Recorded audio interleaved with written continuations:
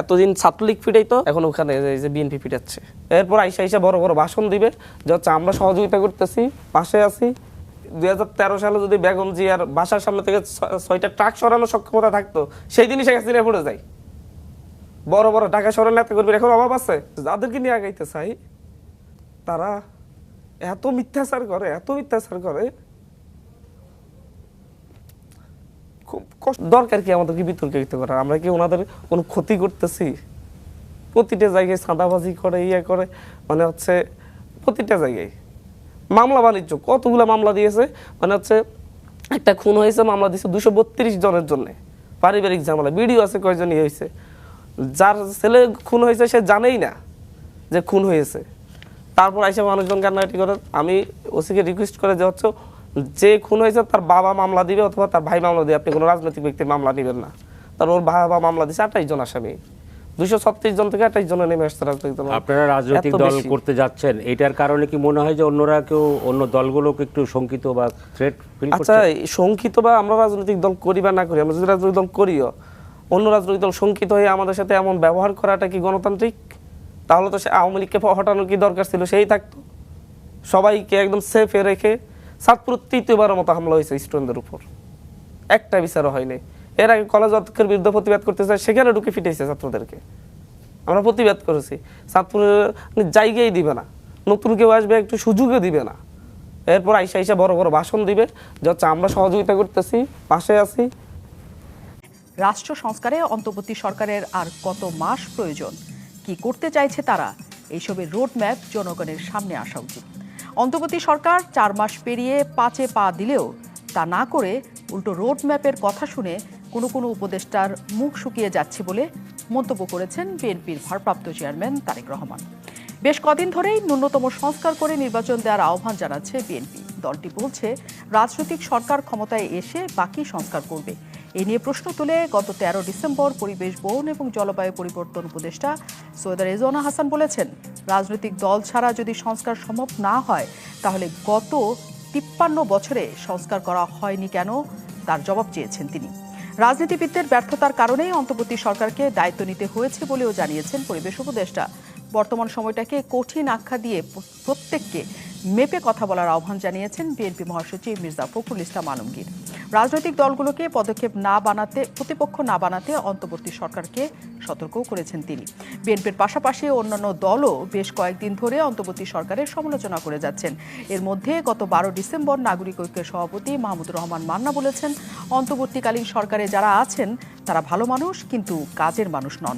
গত 4 মাসে দেশে উল্লেখযোগ্য তেমন কোনো পরিবর্তন হয়নি জানিয়ে তিনি আরও বলেছেন, এক চোরের দল বিদায়ের সঙ্গে সঙ্গে আরেক দল লুটপাট এবং দখলদারির রাজনীতি শুরু করেছে। যে লুটপাট এবং দখলদারি ঠেকাতে জুলাই গণঅভ্যুত্থানে ছাত্র জনতার প্রাণের বলি, সেই লুটপাটের রাজনীতি এখনো কারা করছে? সবচেয়ে বেশি করছে মেধাবী লোক। কেমন করে? অবশ্যই আজকে দেখেন, একটা মেধাবী লোক যত একটা ইঞ্জিনিয়ার তাকে একটা প্ল্যান করতে দেন একটা বিল্ডিং এ, সেই ইজিলি যতটুকু খারাপ করতে পারবে, একটা রাজমিস্ত্রি কিন্তু সেটা করতে পারবে না। আজকে যে একটা বড় টেকনোক্রেট যে আজকে পানির সমস্যাটা বুঝে, সে ভারতের পক্ষে যতটুকু দালালি করে বাংলাদেশের, তাকে যদি ওই ওয়ার্ল্ড ইসে পাঠান, সে যতটুকু ক্ষতি করতে পারে, কোথায় দাড়ি কমা বসায় দিয়ে, একটা সাধারণ জেলে তো সেটা বুঝবে না। তাই কাজে এই কারণেই যে আজকের এই দেশটার, এই যে বারবার দেখেন লাস্ট পার্লামেন্টটা ছিল কাদের? রাজনীতিবিদদের ছিল, ব্যবসায়ীদের। টাকা দিয়ে পার্লামেন্ট কিনে ফেলছে, টাকা দিয়ে পার্লামেন্ট কিনে ফেলছে। তা আজকে সেগুলোর জন্য দায়ী কারা? রাজনীতিবিদ।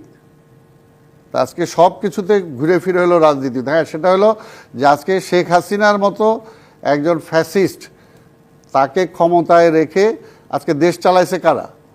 রাজনীতিবিদরা চালাইছে। লাস্ট পার্লামেন্টে দেখছি যে সিনিয়র রাজনীতিবিদরা পর্যন্ত প্রশ্ন করছে, তোফায়েল আহমেদের মতো লোক বলছে, কারা আজকে ক্ষমতায়?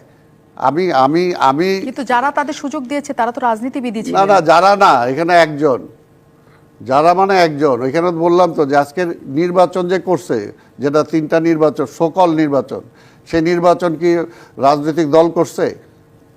রাজনৈতিক দল তো করে না। আজকে পুলিশের এই ধস কে নামাইছে? পুলিশের আজকে যে পুলিশ প্রশাসনকে জনগণের মুখোমুখি আইনা শত্রু হিসেবে দাঁড় করায় দিছে, কে দাঁড় করাইছে? রাজনীতিবিদরা করতে। কারা করছে, করে গেছে, ওই করে গেছে। ভাই আপনি কি করছেন এটা বলেন না কেন? রাজনীতিবিদদের ঠিক আছে, হইলে তো রাজনীতিবিদদের বিরুদ্ধে মামলা হয়েছে, সেই মামলায় পানিশমেন্ট হবে, কোর্ট আছে, কাচারি আছে, আপনার দায়িত্ব আপনি করে যান না কেন? সেটা তো এখন পর্যন্ত হচ্ছে না। আজকের ঢাকা শহরের পরিবেশ কোনো পার্থক্য হয়েছে, কোনো পরিবর্তন হয়েছে? জায়গায় আমি সেটা যেতে চাই না।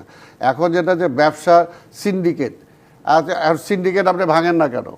কোথাও যদি আমরা যে কথাটা বলছি যে আমাদের দলের পক্ষ থেকে দলের ভারপ্রাপ্ত চেয়ারম্যান নির্দেশ দিছে, এবং কোথাও যদি কোথাও ত্রুটি হয়ে থাকে সেটার জন্য পানিশমেন্ট দলীয়ভাবে দেওয়া হয়েছে। আমরা তো বলছি কেউ যদি অন্যায় করে সে আইন আছে তার জন্য, এইখানে তো অন্য কিছু নেই। এটার জন্য কি সিন্ডিকেট ভাঙবে না? এটাকে মানা করা হয়েছে যে বিএনপি যে সিন্ডিকেট ভাঙবে না, আজকে চাঁদাবাজ ধরা যাবে না, এটা কি বলা হয়েছে? তাহলে এটা তো দায়িত্ব আজকে সরকারের। এই সরকার এখন আমি পারতেছি না, আমি ওই হাসিনা যেরকম নিজে পারে না, নিজে চুরি করছে, বিএনপিকে দায় দিছে, এখন এই সরকারও কি একই পথে যাবে নাকি? আমরা তো সেটা চাই না। কাজে আমরা এই সরকারের দায় আমাদেরকে নিতে হচ্ছে। আমরা চাই যে আরও বৃহৎ দায় যাতে জনগণের উপরে চলে না আসে, কারণ এখন দেখছি যে পরাজিত ফ্যাসিবাদ মাঝে মাঝে হুমকি দিতেছে। এমনকি এখনও দেখি অনেকে বলে বেড়ায় যে শেখ হাসিনা প্রধানমন্ত্রী। অর্থাৎ এই যে ষড়যন্ত্র, এই ষড়যন্ত্র তাদের দুর্বলতার কারণে, তাদের ইনএফিসিয়েন্সির কারণে, তাদের এই সময় নেয়ার কারণে যদি এই ষড়যন্ত্রটা democracy government of the people, by the people, for the people, কে বলেছিলেন এই সংজ্ঞাটা? আমেরিকার 16তম প্রেসিডেন্ট আব্রাহাম লিঙ্কন, একজন মুচির ছেলে। সেই গণতন্ত্রের কি আছে? আপনি নিশ্চয়ই বলতে পারেন আমি কম বেশি শিক্ষিত, অবশ্যই কিছু শিক্ষিত। আমার হাতে কি রিক্সা? কেন? আমি ভালো কিছু করার কি আমার যোগ্যতা নাই, দক্ষতা নাই? আছে, কিন্তু আমার যাচাই বাছাই করার আমার প্ল্যাটফর্ম পাই না। তার আগে ওনারা খেলা শুরু করে দিয়েছেন, খেলা হবে, খেলা হবে। আরে কি খেলা হবে? আপনি কি খেলতে চান? কি খেলতে চান? আমরা তো এই দেশের জনগণ, সাধারণ মানুষ।